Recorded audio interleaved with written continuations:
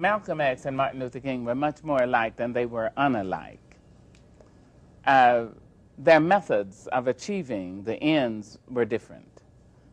Martin Luther King had been influenced by Mahatma Gandhi and the concept of nonviolent struggle. Malcolm X had been influenced by the head of the Nation of Islam, Elijah Muhammad, and of course had lived a different life too, had lived in the streets and in prison. So his modus operandi was a different one than Martin Luther King. But essentially, at heart, they were very much alike. They wanted the best for their people. Now, Malcolm said for his people, but he changed too. And if you read the autobiography of Malcolm X by Mr. Haley, you will see toward the end of the book where I am mentioned in the book. Because Mr. Malcolm X came to Africa, and I was able, along with others, to help him to meet all the Africans of power in Ghana at the time. He said that he was coming back to the United States to say that he no longer believed that all whites were blue-eyed devils, that just being born white did not make a person evil. Now that took a lot of courage, because he had said so many times and so eloquently and with so much passion.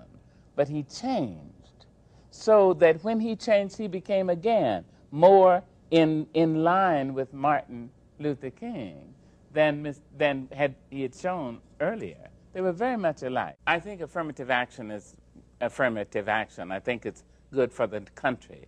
I think it seems on the face of it to be good for the minorities. But the truth is, it's good for the country.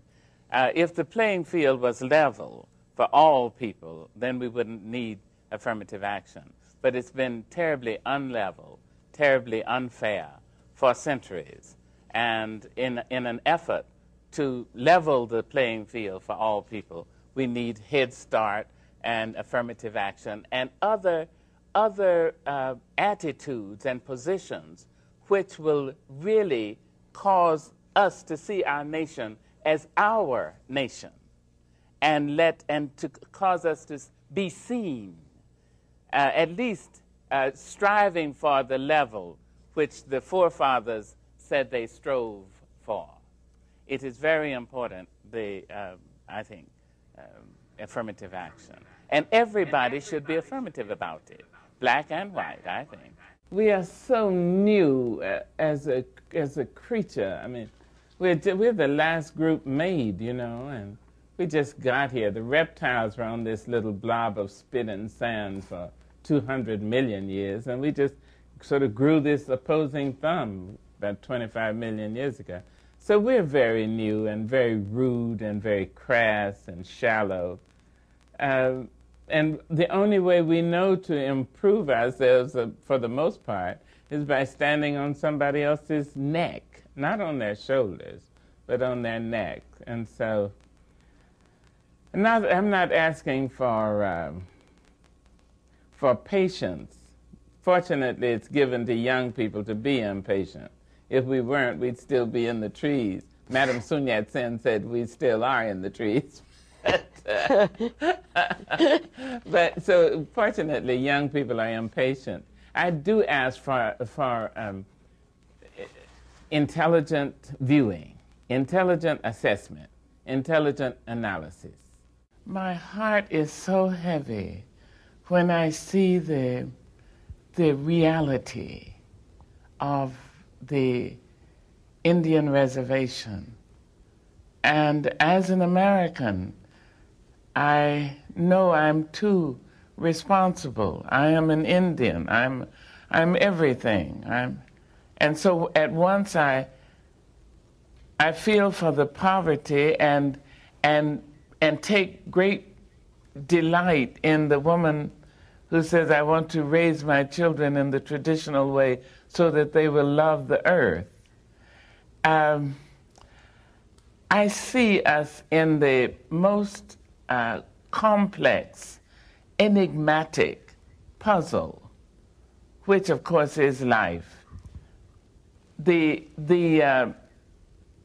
need we have to see ourselves in each other and admit what we see is so great.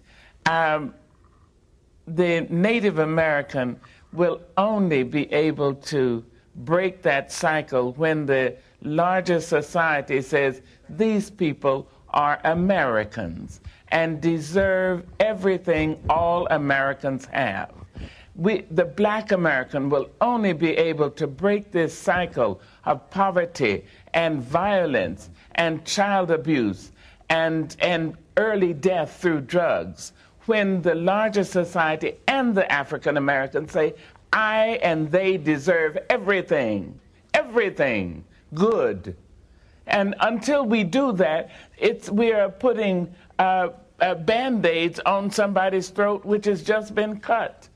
We're just talking.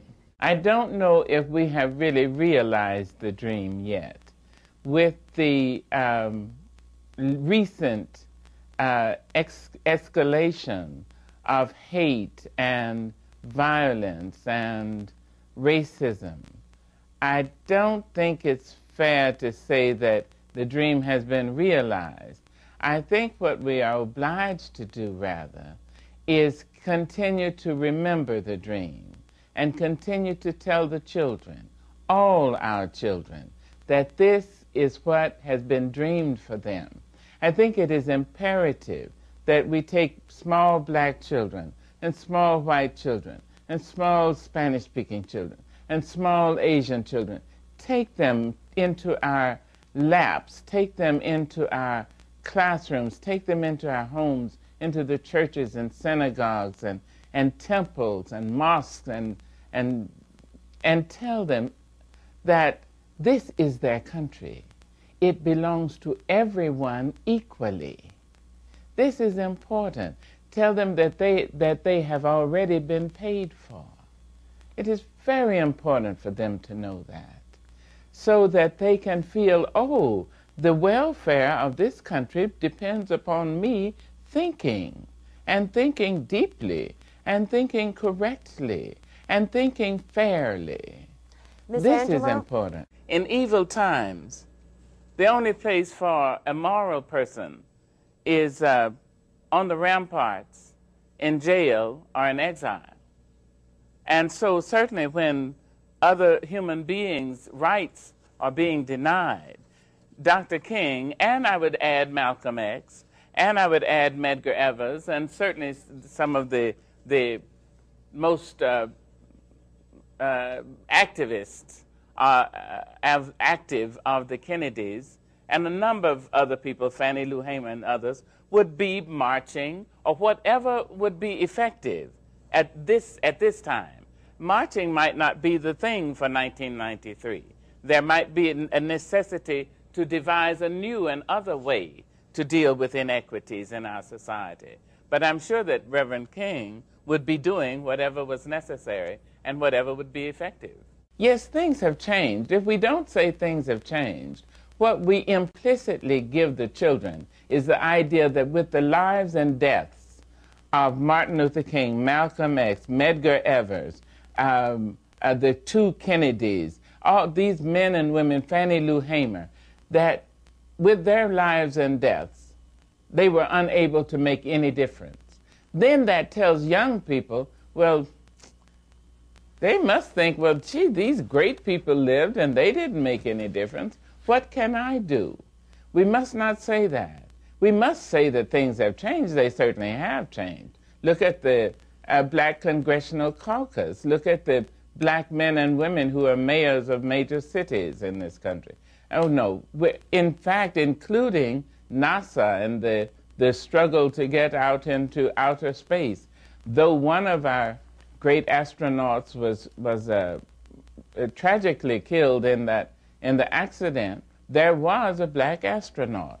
One of the leading open heart surgeons in the country is a black American.